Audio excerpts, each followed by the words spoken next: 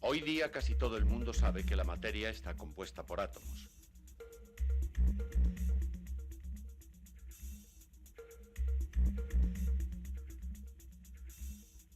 Átomos que, mediante cambios en sus estructuras o relaciones, invisibles al ojo humano, producen los diversos aspectos o fenómenos que nosotros apreciamos a simple vista.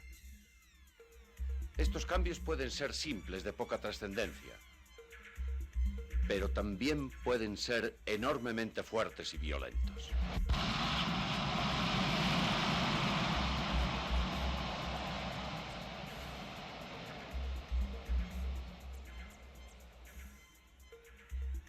Hoy sabemos que la materia es una y tremendamente poderosa, que guarda incalculables reservas de energía y que nunca se destruye. Solo cambia de forma, de modo de actuar.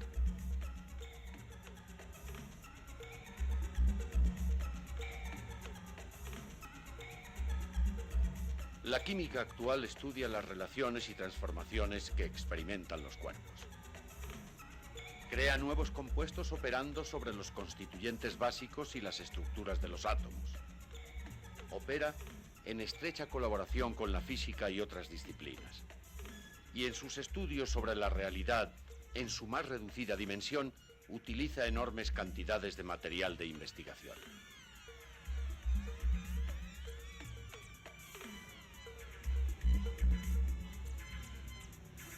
El fuego, elemento transformador por excelencia, fue sin duda el que enseñó al hombre que la materia podía transformarse a voluntad. Al conseguir fabricar el bronce, se dio un paso de suma importancia. Mediante la aleación de dos metales se obtenía por primera vez, artificialmente, un nuevo producto, de cualidades distintas a las de los elementos de que procedía.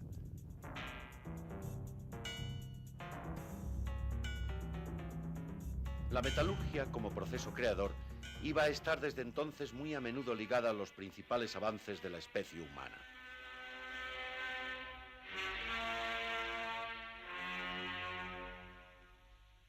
Pero además existían otros agentes transformadores de la materia.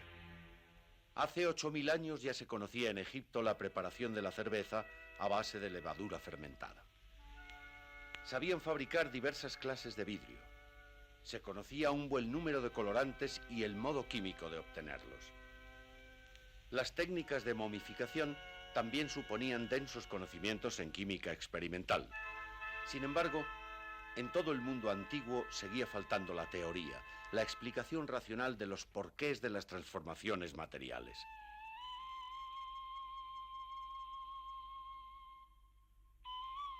Y nadie como los antiguos griegos para formular toda clase de hipótesis especulativas.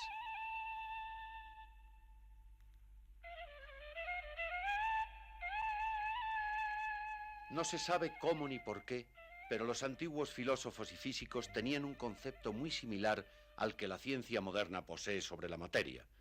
Existía la creencia en una única sustancia material básica, de la cual provenían todas las cosas mediante distintas transformaciones. Lógicamente, el objetivo fundamental de los pensadores no era otro sino dictaminar la identidad de esta sustancia universal y primera.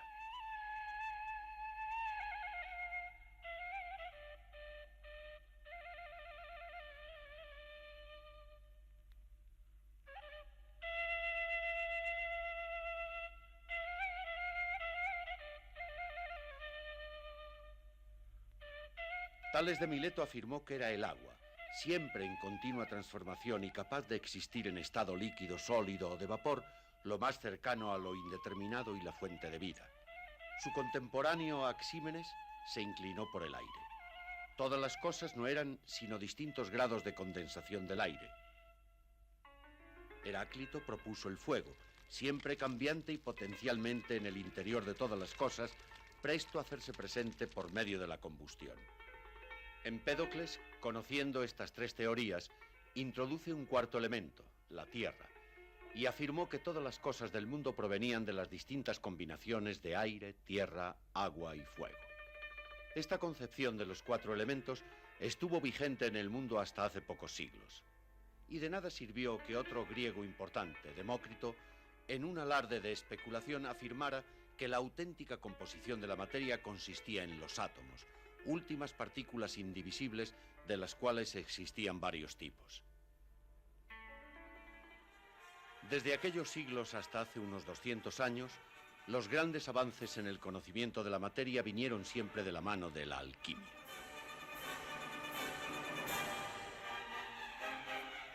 La alquimia es un arte y una ciencia, o sea, es una ciencia en el sentido tradicional, un modo de conocer el cosmos en un doble aspecto indisoluble, material y espiritual.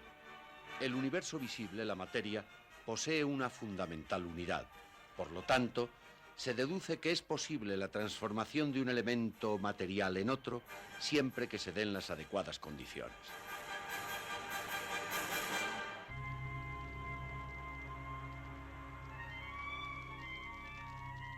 Obtener nuevos elementos a partir de otros diferentes. Su máxima expresión, su culminación, consiste en transmutar las sustancias inferiores en aquella que suponga el grado máximo de la escala material. En el mundo mineral, esta sustancia no es otra sino el oro, único metal incorruptible, inatacable e inalterable. Por esto tiene gran valor a pesar de su escasa utilidad, pero a la vez, el oro es la imagen de la perfección que el alquimista busca para sí mismo a través de sus operaciones. Porque en el plano anímico también es posible la conversión del vil metal en el más perfecto y luminoso oro. Esta transmutación en ambos sentidos solo es posible por la presencia de un agente, la piedra filosofal o el elixir de la vida, que según los alquimistas es difícil de encontrar, pero está en todas partes.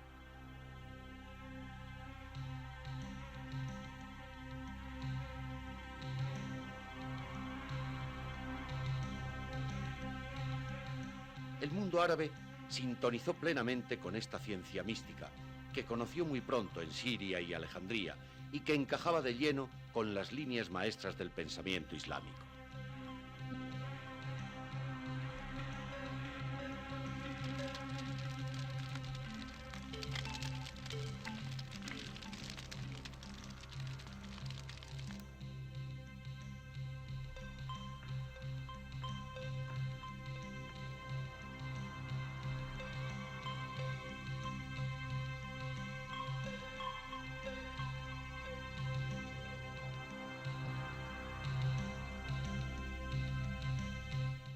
Alchemy, which in Western languages is derived from the Arabic alquimia. La alquimia, que en lenguas occidentales deriva del árabe alquimia, revela su origen islámico, al menos en lo que respecta a la alquimia tradicional occidental. Cosmology related to medicine. Es una ciencia del alma, una cosmología relacionada con la medicina y, en último lugar, aunque no exclusivamente, con la química propiamente dicha.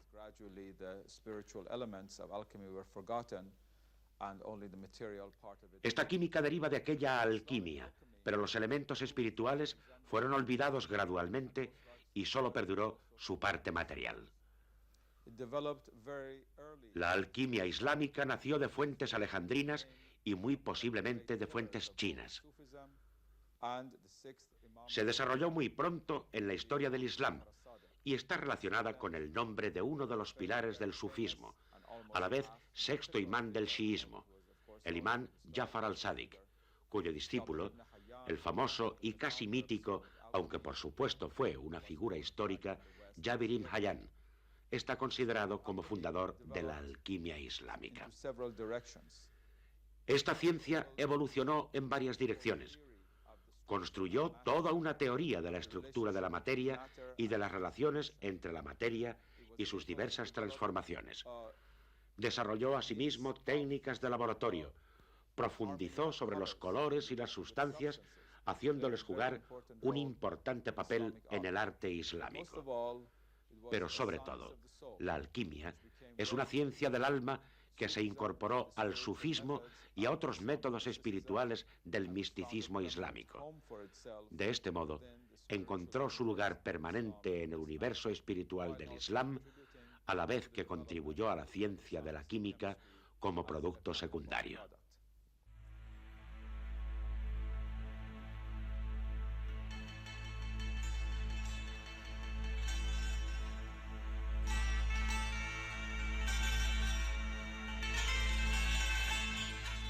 Jabir ibn Hayyan, conocido por los occidentales como Geber, es uno de los altos y clásicos maestros de la alquimia. Nace en Kufa, pero vive en Bagdad en el siglo VIII. Su padre era farmacéutico, vendedor de drogas. Jabir se ocupa de las matemáticas y la filosofía natural, pero sobre todo se ocupó de la alquimia, de la que perviven hoy gran número de obras en sus traducciones occidentales medievales. Sus enseñanzas se expresan en forma simbólica, oscura a primera vista, como es normal en este arte. No se debe exponer este arte con palabras totalmente oscuras, pero tampoco con tanta claridad como para que todos puedan entenderlo. De ahí que lo explique de tal manera que los sabios puedan entenderlo, aunque a los espíritus medianos les parezca bastante oscuro. Por su parte, los necios y los locos no podrán entender absolutamente nada.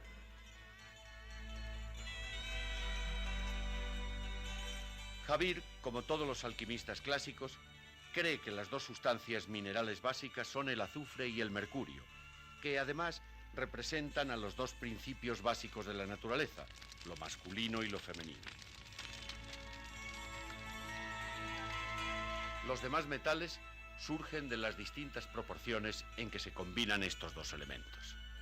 Jabir explica en sus obras los distintos momentos de la transformación que se opera en la naturaleza a través de sucesivas y pacientes operaciones de laboratorio, con ayuda de la presencia espiritual representada por el elixir de la vida o la piedra filosofal. El secreto de la perfección en este arte reside en la manipulación y la experimentación sin desaliento. Sin embargo, hijo mío, guárdate de practicarlo sin haber adquirido la ciencia teórica. Es necesario que conozcas el objeto de tu estudio de la A a la Z. Así como el fénix, que renace de las cenizas calcinadas de sus propias limitaciones, tu alma renacerá a su estado perfecto.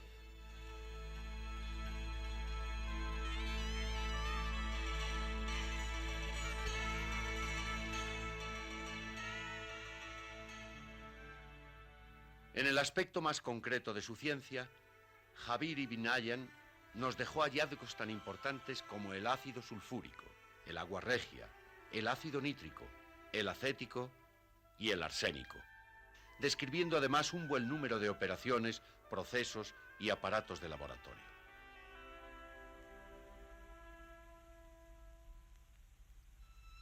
En conjunto, Jabir es la principal fuente para la alquimia islámica y occidental.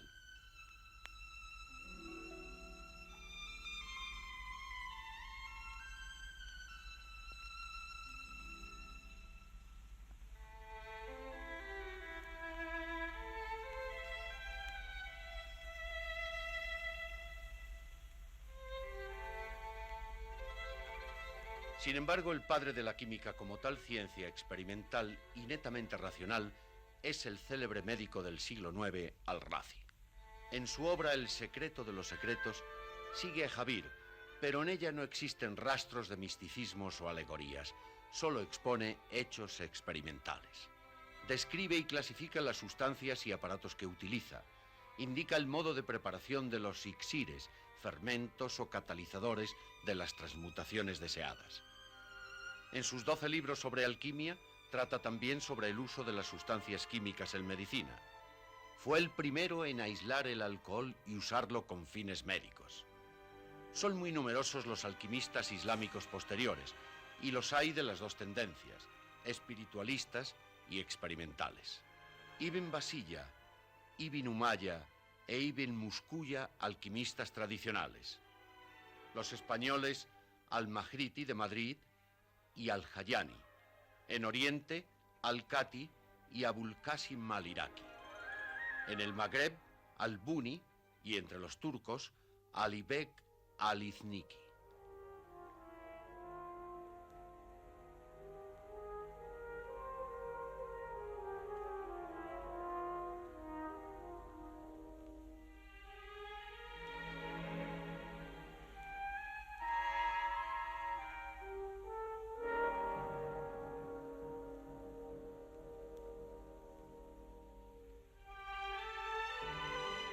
El legado que todas estas generaciones de sabios islámicos ha transmitido a la posteridad supone una larga lista.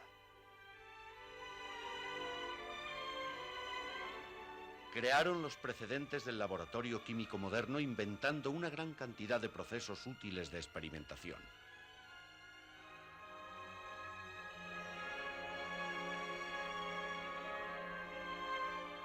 A ello se debe, entre otros productos, la fabricación del acero, el damasquinado y nuevos tipos de vidrio,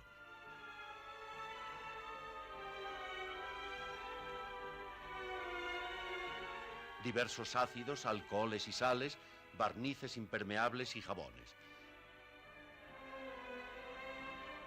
perfumes y esencias por destilación de distintas especies de flores,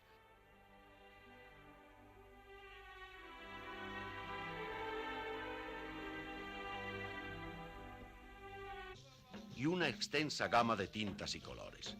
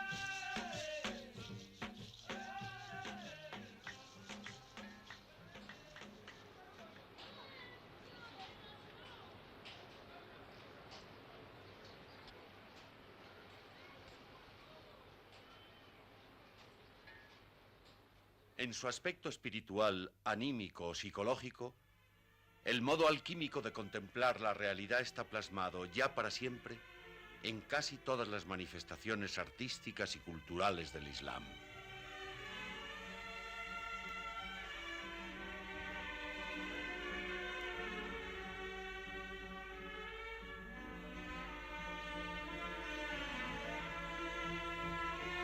En las artes plásticas y la caligrafía, donde la armonía de formas y colores persigue el efecto alquímico en el espíritu de quien las contempla.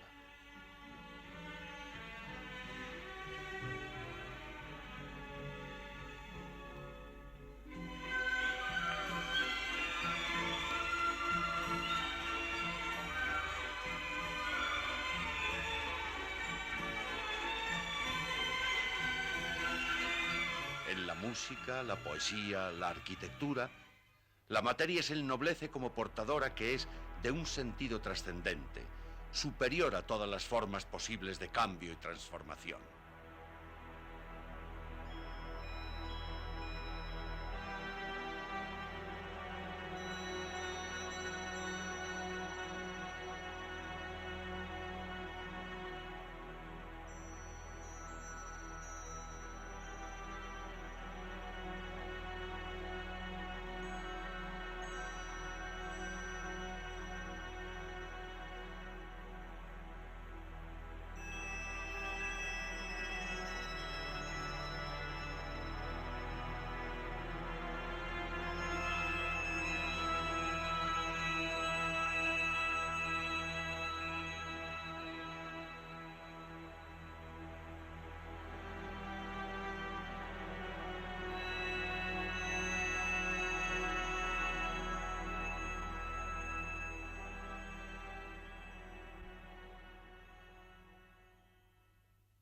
De esta alquimia, mediante la cual la piedra se transmuta en luz a manos del constructor musulmán, solo podemos tener hoy una lejana sugestión ante el Mihrab de Córdoba.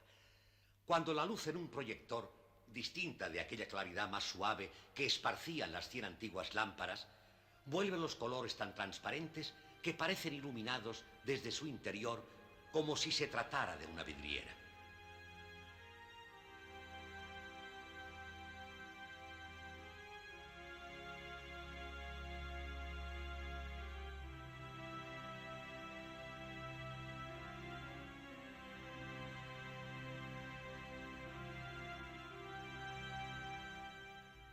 La última visión, coronada de esta celebración de Dios en su belleza, es aquella que descubrimos levantando la mirada hacia la cúpula del siglo X ante el Mihrab. Este puede ser el espejismo que ha querido suscitar el artista para un pueblo salido del desierto, donde visiones encantadas nacen de la reverberación de las arenas doradas, donde la fe musulmana aparece como una constante aspiración a participar con su misión al acto incesantemente creador de Dios. Todo en el universo musulmán, y musulmán solo significa creyente, nos habla de esa presencia espiritual y transformadora, elixir de vida o quinta esencia, que nos envuelve y nos penetra si somos capaces de verla. Pues como expresara el célebre maestro Shah Ni'mat al-Abwali, somos nosotros quienes, a través de nuestra mirada, convertimos el polvo del camino en oro. A lo que solo nos cabe añadir con la voz del incomparable poeta Hafiz. Aquellos que vuelven el polvo en oro a través de una mirada, ojalá reposaran sobre nosotros un ápice de sus ojos.